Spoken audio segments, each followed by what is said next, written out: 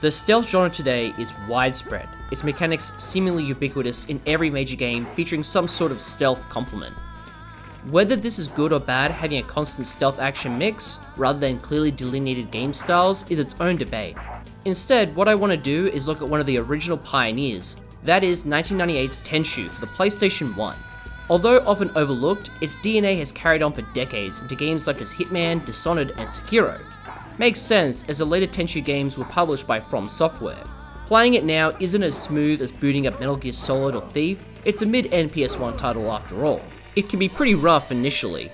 It also illuminates how the stealth genre rooted itself and is satisfying to gradually master and thrive over its diverse missions, challenges, and occasional pitfalls.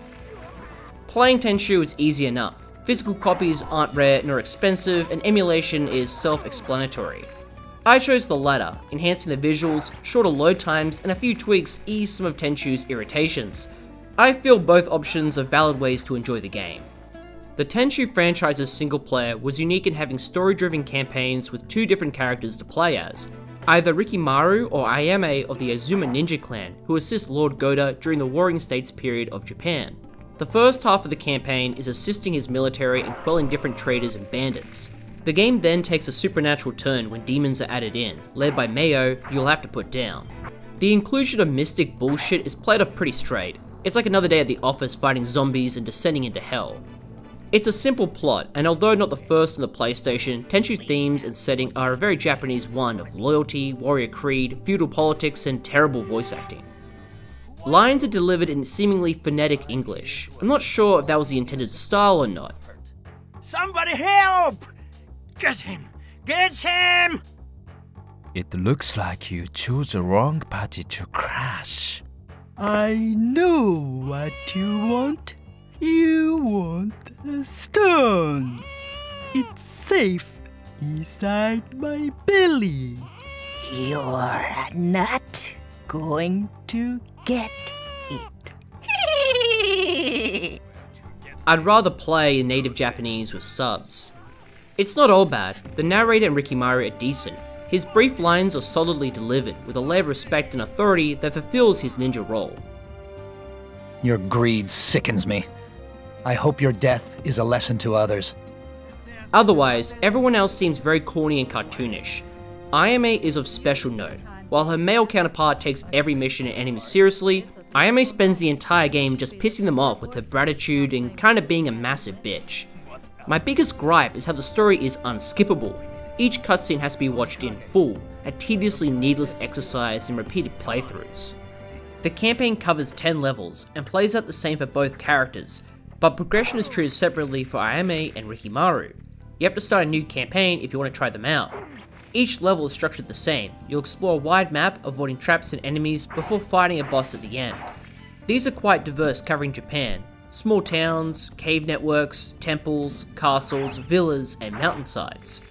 Each are made distinctive in their layout being dense or sparse, populated by various soldiers, some guard dogs, civilians, and later on demons. Objectives, despite what's listed, are little more than reaching the end and killing the boss. What's funny is that Ayame's attitude results in additional boss fights that Rikimaru avoids. These maps encourage a great deal of exploration, finding optimal routes that can bypass enemies and hold chunks of the level. This degree of freedom was completely unheard of on consoles of the era where linearity ruled. There's a fair bit of antiquated gameplay here, yet if you're familiar with Thief and Hitman, you'll quickly find the stealth mechanics comfortable. From the offset, there's a loose tank control movement system and a fixed camera, a common byproduct of the early DualShock era 3D games, making your ninja far less graceful than they should be. You can dart to the sides and backwards, crouch to hide, hug walls to look around them, and jump up to clamber walls. Water can be swam through, another avenue of reaching targets. There's a free camera you can use for aiming, and it works great in spotting enemies and points of interest. Enemy detection is based on the key meter, rising and lowering based on distance, the differing symbols indicating their status, such as curiosity and alertness. You can rely on the key meter to know how close you are, take cover, and if enemies are investigating dead bodies or your past position. There is a set placement for NPCs in a level, and they follow patrol routes that you can study and avoid. If detected, guards will pursue you until out of sight, returning to patrol the area. It's quite advanced AI for the time. Your ninja can carry a range of items and tools, selecting up to 5 before each mission. very reminiscent of Thief, actually predating it by 9 months. Medkits help shrug off injuries after a fight, bombs and landmines are very handy in dealing heavy damage, shurikens can quietly kill animals, and smoke bombs and caltrops help escape pursuers. Poison rice causes paralysis when eaten, very useful when picking off enemies for silent kills. You can also throw out coloured rice if you want to mark an area for whatever reason.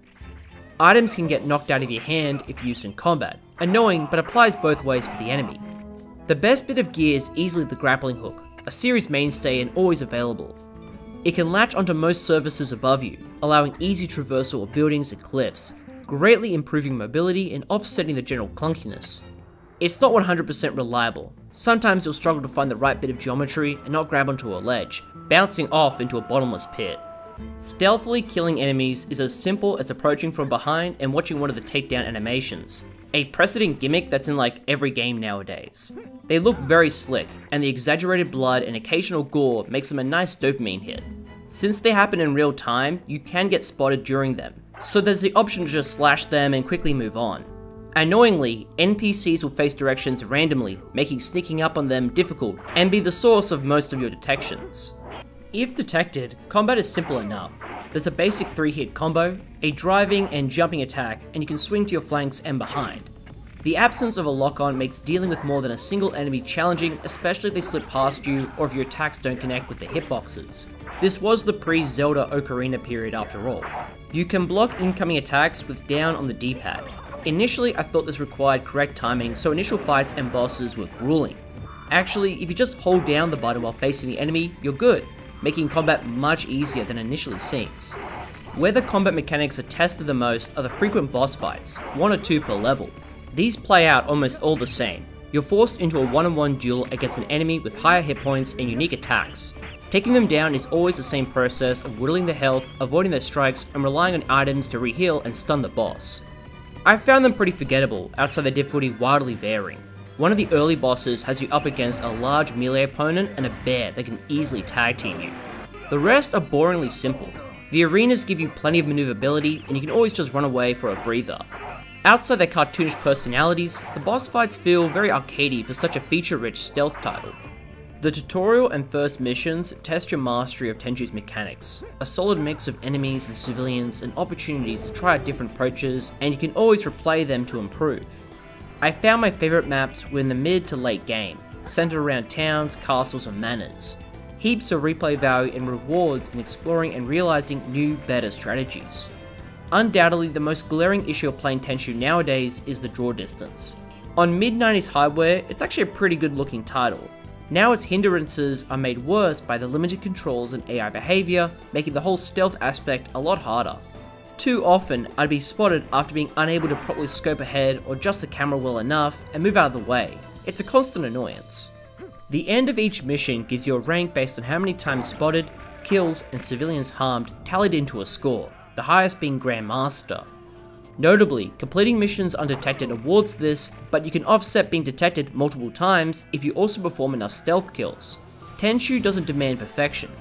Attaining a Grandmaster rank nets you a new powerful item that can be sleeping potions, boost defense, move faster, throw a Hadouken, and blend in with other NPCs. The problem here is that every rank under Grandmaster is effectively the same. There are no discernible benefits achieving anything less. A benign result of this is encouraging skillful playing and careful planning, taking cover under an edge in front of a guard before a swift takedown, distracting and picking up enemies, and grappling up behind guards. It bears remembering how this degree of freedom was unheard of on a console game, and it holds up. Throughout it all is a decent soundtrack, an evocative mix of harmonics, guitar melodies, and occasional string and percussion chimes that fit each map's mood. It's certainly a highlight that can temper the difficulty. Tenchu is a hard game for obvious and then more oblique reasons. There's no checkpoints in mission, themselves lasting about 10 minutes or so. Bottomless pits coupled with the draw distance and clunkiness leads to frustrating deaths. This is pretty common for the era. What isn't are the consequences for dying are quite punishing. Items are restocked between missions, but they're also lost on death, and you can't simply restart a mission, making it quite easy to lose all available gear if you get stuck on a tough boss. The solutions are to replay prior missions and restock, play without any items and gradually figure out what you need, or restart the game and load a save file. A very cumbersome workaround to keep your gear. On top of that, cutscenes that play before every boss fight are unskippable, forcing you to listen to whatever diatribe before fighting them again. Tenchu isn't a long game, maybe 6 or 7 hours once you're comfortable, but these issues feel like time-wasting padding and make me feel less guilty for using an emulator and occasional save states. For a game this old, Tenchu can't escape its archaic trappings of the PS1, and that's okay, as it provided so much to the burgeoning stealth genre and remains an entertaining and charming title with that iconic PS1 jank that brings me back to the console. I can easily recommend Tenchu.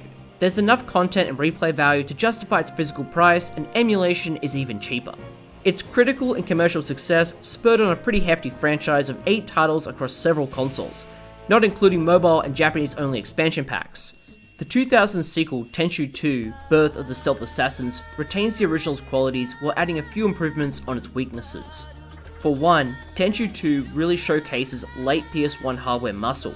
Environmental textures are very detailed and distinctive, their colour usage popping out unlike the prior's muted browns and greys. Modelling and animations are a major step up, characters properly in mode, and there's further fluidity when moving and attacking. Maps have greater verticality and less instant death pits, encouraging ample grapple hook usage, which will now indicate whether you can latch onto a surface or not. In their place, there's occasional traps like bells and landmines to alert enemies. The draw distance isn't hugely improved, but at least now enemy behaviour isn't as confusing, no longer randomly pivoting around to spot you. Controls are the same, feeling a little smoother now, but combat remains lackluster. There's more combos and it's faster to reorientate yourself, yet the absence of a lock-on carries on with the same problems of missing hitboxes and getting flanked and hit from behind. Swimming is more prominent, occasionally offering new routes to approach and hide from enemies. It's pretty cute how you whip out a straw to breathe underwater. You can also drag bodies, a mechanic I was completely oblivious to for the entire campaign until looking it up for this review. I did find it harder to use the grappling hook, as you need to be perfectly facing a parallel edge, otherwise you'll just get knocked off. At least there's no fall damage. Although you again play as either Rikimaru or Ayame and the missions host the same objectives of reaching a boss fight, their campaigns feature different levels and bosses. Funnily enough, Ayame's campaign includes one short mission which requires 0 alerts, the rest allowing whatever playstyle. This gives loads of fresh content and replayability, especially in regards to the story. As a prequel, it follows the newly initiated pair of ninjas as their Lord Goda faces an assault by a rival ninja clan whose conspiracy rivals that of Kojima. It was a post-MGS first-party Sony release, be ready for some hammy drama. It is better written and delivered compared to the first, Ayame being surprisingly more likeable, her campaign's comedic levity refreshingly contrasting Rikimaru's seriousness. Both characters' stories parallel each other, gleaning new bits of information over the conflict, which was pretty cool to see. What's more, resident doggo Semimaru helps them out a bit, and he's just a precious little champion. The full story is only revealed after finishing both campaigns in the very surprising inclusion of a third one following Tetsumaru, a fellow Azuma ninja whose loyalties and motivations are unclear. His missions clarify these details in several poignant, even tragic moments that round out the bad guys well. The writing itself isn't amazing, but how it's told is far more interesting, making the story compelling to play through. Tetsumaru himself has a whole new moveset, different mission objectives and boss fights that makes for a nice cap-off for a lengthy single player, anywhere between 15 to 20 hours. That's not even including the expansive custom mission editor, and like Time Splitters, is versatile enough to allow endless challenges. It's almost everything desired in a sequel, if not for retaining some of the original's issues and adding a couple more. Starting off, the inability to restart a level and punishment of losing equipment after death still sucks, forcing you to again replay prior maps or reload a save. The cutscenes are at least skippable this time around. A minor oddity is the lack of music in the story mode, yet present in the level editor, although it does emphasize the environmental foley more. Enemy detection is much easier to avoid with a stricter pathing, but you'll occasionally be detected in that split second of approaching for a stealth kill.